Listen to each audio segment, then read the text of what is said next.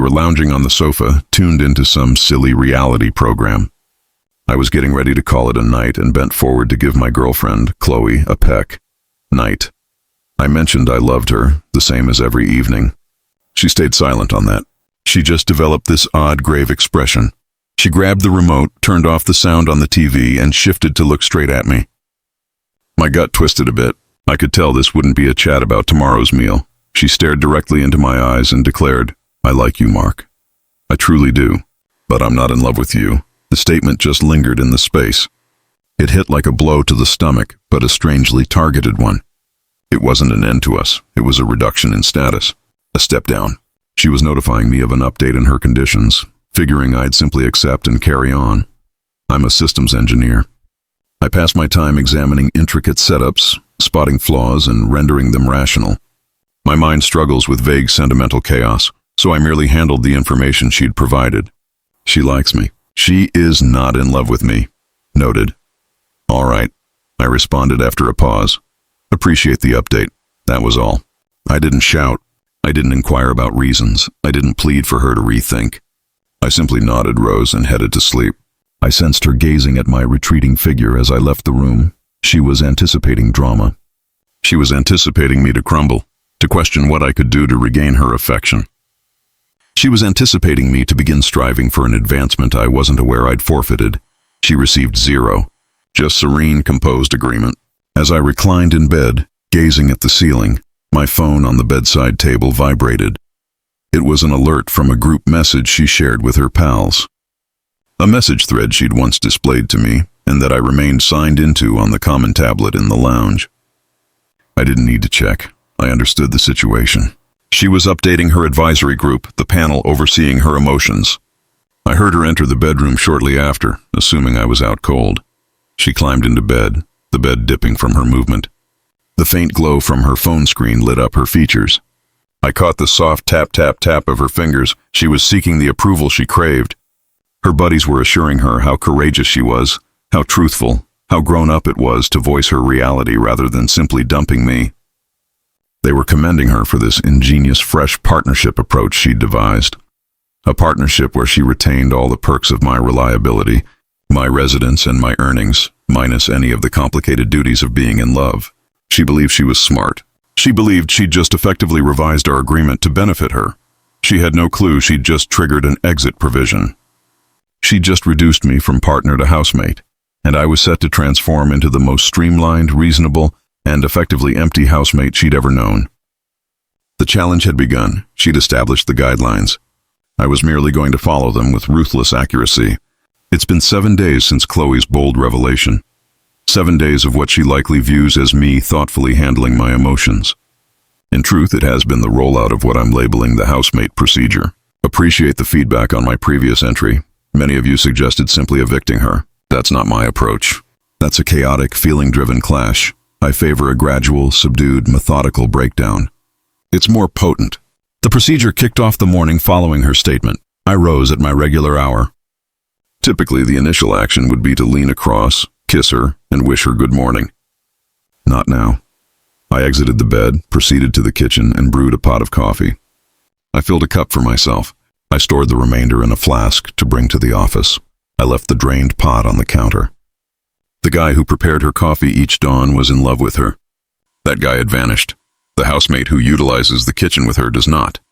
I prepared for the day. I departed the door with a casual, "Enjoy your day," flung back, no peck. "No, I love you." I was courteous, cordial, the manner I'd treat a colleague I shared a workspace with. The initial couple of days, she appeared to consider this wonderful. She was upbeat, nearly eased. She had her freedom. The expectation was removed. She'd successfully platonic zoned her cohabiting partner without sacrificing the home or the routine. She was obtaining all she desired. Then, the minor details began to accumulate. On Friday, she messaged me mid-afternoon. "Hey, the ladies and I are considering that fresh Italian spot this evening. Could you reserve a spot for 8, please?" This was routine. I was the organizer. I manage bookings, events, trip plans. I answered shortly after. "Apologies, occupied this evening. You ought to contact them yourself. They tend to fill up." Her response was merely a lone question mark. I ignored it. I was occupied. I was at the fitness center, an activity I'd begun with the additional hours I now possessed in the nights. That weekend, the procedure activated completely. I handled my washing, solely my washing. I shopped for groceries. I purchased items for myself for the week, steaks, poultry, components for my midday meals. I skipped her preferred treats, her gluten-free loaves, or the overly pricey almond milk she favored. I returned, stored my purchases on my assigned areas in the refrigerator and cupboard, and began prepping meals for my week. She entered the kitchen, appearing puzzled. "Did you shop?" "Yes," I replied, not glancing up from the poultry I was cutting. "You didn't pick up any of my items." It wasn't phrased as a query. It was a charge. "Oh, my bad," I said with the courteous apathy of an unknown person who just interrupted you in traffic. "I only took what was on my checklist. I can send you a photo of my receipt so you see what your portion of the common items, like tissue rolls, amounts to." The expression on her face blended astonishment and fury. I'd never, not once in 2 years, requested she divide the shopping cost. But the guy who covered all her groceries was in love with her. The housemate merely covers his equal part. The fractures truly emerged on Sunday. Her vehicle had been producing a strange clunking sound for a week. She'd noted it several times, obviously anticipating I'd deal with it. On Sunday midday, she appeared in my home workspace. "My vehicle is malfunctioning again," she stated, propping against the door. "I truly believe you ought to inspect it." "I don't wish to be overcharged by a repair shop." I rotated in my seat to meet her gaze. "That seems upsetting," I remarked, my tone packed with rehearsed, impartial empathy. "It's wise to obtain multiple estimates prior to any big fixes. Yelp is an excellent tool for locating reliable garages nearby." I then pivoted back to my screen. She remained there for a complete minute, utterly quiet. I could sense her glaring at me, attempting to grasp the shift. The guy who would have dedicated his Sunday midday beneath her vehicle's hood, the guy who had a dependable repair contact saved, was in love with her. The housemate had tasks. She eventually sighed and departed. "The key is, I'm not acting rude. I'm being precise." She stated she likes me, so I'm handling her like someone I like, a buddy, a housemate. I'd offer a buddy suggestions on selecting a repair shop. I wouldn't dedicate my Sunday repairing their vehicle for them. The value in a deeply committed partnership, the helpful actions, the considerate motions, the implicit backing was no longer active. She'd reduced our sentimental value to nothing. I was just recalibrating the domestic finances to match that. She's beginning to grasp that her courageous, truthful announcement didn't merely release her from the weight of loving me. It released me from the responsibilities of loving her, and she's starting to notice just how many of those responsibilities she overlooked. The quiet in the home is growing more intense. She continues attempting to initiate talks to elicit some sort of sentimental response from me. She receives nothing but courteous, amicable detachment. She figured she was simply removing love from the equation. She's starting to think she may have unintentionally wiped the entire setup, dishes included. Update 2. It's been a month now since Qley served notice on our partnership. A month of the housemate procedure, and the setup is starting to display indicators of a total collapse on her side. What she viewed as a smart dominance play has evolved into a gradual, painful, self-caused injury. The courtesy which she initially deemed invigorating has turned into a type of agony for her. It's a steady, unbreakable barrier. There are no weaknesses, no instances of vulnerability she can use. I am reliably, joyfully, and ruinously impartial. Her birthday occurred 2 weeks back. This was the initial significant trial of the updated setup. Previously, I would have organized for ages. A surprise gathering, a short getaway, a meaningful, costly present. This time, when I awoke on her birthday morning, I turned over, noticed she was alert, and stated, "Happy birthday, Qley. Wish you a fantastic day." Then I rose and began my daily habits. She stayed in bed observing me, the expression of total incredulity on her features. I could observe the thoughts spinning in her mind. She was awaiting the follow-up. The unexpected morning meal, the blooms that would arrive, the clue about a unique evening booking. Nothing arrived. She eventually joined me in the kitchen as I blended my morning protein drink. "So," she remarked, aiming for nonchalance, "any ideas for my birthday?" "Me?" I questioned, facing her. "No, simply office and then fitness. Did you arrange something?" "I just assumed, we'd do an activity." She faltered. "Oh," I responded, a face of gentle, amicable awareness. "I supposed you'd be marking it with your buddies. The individuals you're tight with." I'm fine ordering a pizza and viewing a film with you this evening if you'd like we occasionally do as a pal. But I didn't want to assume you lacked major key plans. The manner I stressed the term pal was a precisely measured hit. I was applying her own reasoning against her. Extravagant, affectionate birthday events are for those who are in love. Those who merely like each other receive a relaxed suggestion of pizza. She passed her birthday night at home on the sofa, browsing her phone while I typed on my laptop beside her. The quiet was overwhelming. Her pals, the ones who dubbed her so fearless, had all shared Happy Birthday Queen on her profiles, but none had really scheduled with her. The monetary aspect of the procedure has also started to sting sharply.